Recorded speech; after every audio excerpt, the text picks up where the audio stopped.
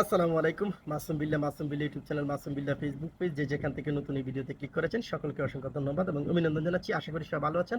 আলহামদুলিল্লাহ আমি ভালো আছি। বন্ধুরা, আরব আমিরাতের ভিজিট ভিসা নিয়ে নতুন একটা আপডেট এসেছে এবং নতুন নিয়ম চালু করেছে ভিজিট ভিসায় যারা আরব আমিরাতে যাবেন। কি নিয়ম চালু করেছে, যে নিয়মটা না জানার কারণে অনেককেই এয়ারপোর্ট থেকে ফেরত পাঠানো হচ্ছে এবং অনেককেই অলরেডি ফেরত, সেটা শুধু বাংলাদেশ না, সকল দেশের জন্য।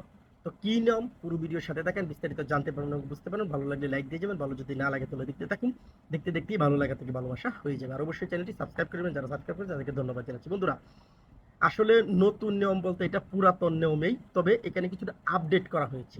পুরাতন নিয়ম কেমন নিয়ম? আপনারা জানেন যে ভিজিট ভিসায় আরব আমিরাতে যেতে চাইলে আপনাদের কি কি করতে হতো?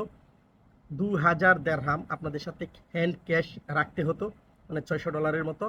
তারপর হোটেল বুকিং রাখতে হতো, রিটার্ন টিকিট রাখতে হতো, তারপর আপনার ইন্স্যুরেন্স রাখতে হতো।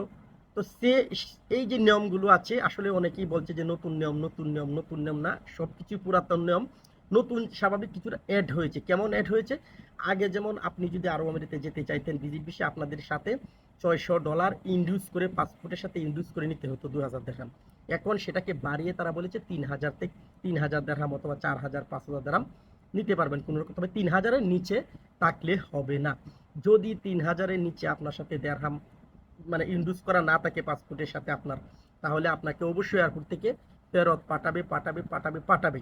তাছাড়া আরও কিছু কাজ রয়েছে সেখানে। কাজ হলো এটাই যে হোটেল বুকিং যদি আপনি না করেন, যদি আপনার একেবারে ঘনিষ্ঠ কোনো আত্মীয় স্বজন থাকে, তাদের বাসায় যদি আপনি থাকেন, তাহলে কোন জায়গায় থাকবেন, কার বাসায় থাকবেন, সে আপনার কি হয়, সমস্ত ডিটেলস একটা পেপার বানিয়ে সাথে রাখতে হবে।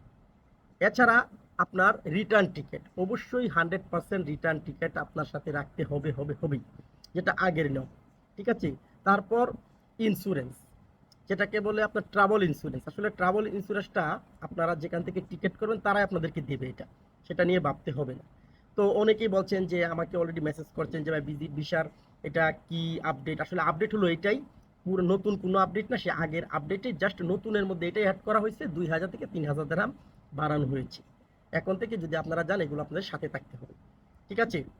আর এগুলো যদি আপনাদের না থাকে, অলরেডি আপনারা দেখতেই পাচ্ছেন স্ক্রিনে, এখানে লেখাই আছে, ইংলিশে দেখতেই পাচ্ছেন। কি দেখতে পাচ্ছেন? এইটাই। অবশ্যই 3000 দেরহাম আপনার সাথে রাখতে হবে বাধ্যতামূলক। আর আপনাদের কাছে আরেকটা আমি রিকোয়েস্ট করব এবং অনুরোধ করব, সেটা হলো ভিজিট ভিসা বর্তমান সময়ে আমি মনে করি নেওয়ার ক্ষেত্রে খুবই সতর্ক থাকবেন। তার এক নাম্বার কারণ হলো যে ভিজিট ভিসা আগে এসে কিন্তু যে কোনো ভিসা, যেমন এমপ্লয়মেন্ট ভিসা লাগানো যাইতো, অথবা পার্টনার ভিসা লাগানো যাইতো। এখন কিন্তু সেটা অনেক কঠিন হয়ে গেছে। আপনি হাই প্রফেশন ভিসা একমাত্র লাগাতে পারবেন, পার্টনার ভিসাও লাগাতে পারবেন। সেক্ষেত্রেও অনেক রকমের নতুন নিয়ম চালু হয়েছে, সেটা নিয়ে আমি কিন্তু ভিডিও তৈরি করেছি। ঠিক আছে?